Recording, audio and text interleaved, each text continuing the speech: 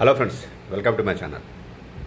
వస్తు సేవల పన్ను జిఎస్టీ రేట్ల తగ్గింపు వల్ల ప్రభుత్వానికి 3,700 కోట్ల నష్టం జరిగే అవకాశం ఉందని ఎస్బీఐ తాజా రిపోర్ట్లో తెలిపింది. జిఎస్టీ రేట్ల సవరణ వార్షిక ప్రభావాన్ని ప్రభుత్వం 48,000 కోట్లుగా అంచనా వేసినట్లు ఆ నివేదికలో పేర్కొన్నది.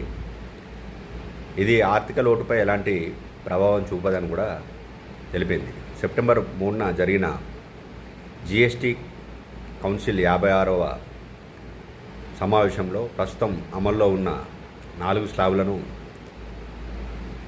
మార్చి 2 స్లాబులుగా తీసుకొచ్చారు. జిఎస్టీలో 12, 28% విభాగాలను తొలగించారు. ప్రధానంగా ఈ విలాస వస్తువుల మీద 40% పన్ను విధించాలని నిర్ణయించారు.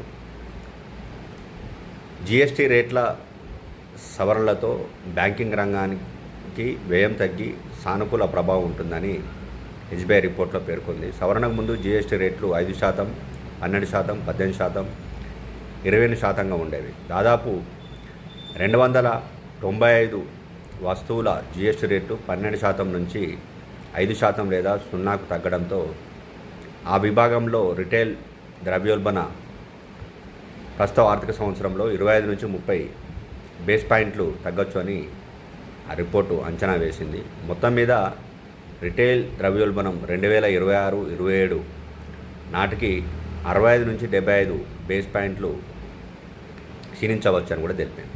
మొత్తానికైతే ఈ జిఎస్టీ సవరణ రేట్ల ద్వారా పేద మధ్యతరగతి ప్రజల వద్ద ఉన్న డబ్బును మార్కెట్లోకి చలామణిలోకి తీసుకురావాలని, అంటే దాని ద్వారా వచ్చే ఆదాయము వేరు రంగాలకు బదిలీ అయి ఆర్థిక వృద్ధికి దోహదపడుతుందని ప్రభుత్వం భావించి ఉంటుంది. అందుకే దీన్ని బూస్టర్గా అందరూ భావిస్తున్నారు. Thanks for watching this video.